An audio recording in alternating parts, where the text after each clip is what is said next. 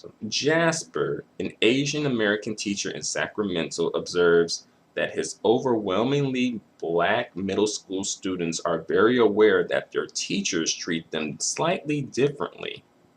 Quote unquote, students say that the after school teachers who happen to be black prefer the lighter skinned students, he says. Which is funny because some of our strongest students are dark skinned. And to Jasper, this revelation shows that moving beyond colorblindness and colorism blindness is not simply about white people learning about the experiences of people of color. Quote unquote, it's about how each of us, regardless of our own color, owns up to our own biases and then does something about it. And for me, this one section in this article really hit home with me.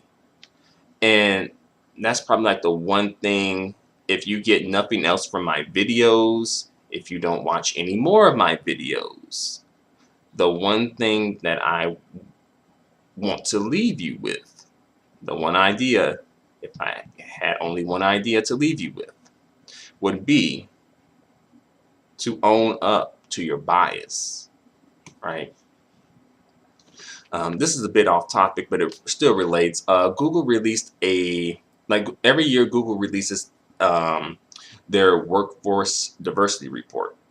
And within their workforce diversity report, they had said something that's really interesting when it comes to bias. Bias in general, not colorism bias, but just bias in general. They said the following. Everyone is biased. Science shows that's how the human brain works. We don't expect people to rid themselves of all bias, but we want them to recognize it. Research shows that when we are more aware of unconscious bias, we make more objective decisions. Google said it, thus it's canon. But seriously, I completely agree with that. I think we do have to become more aware of our biases, and own up to them and admit to them.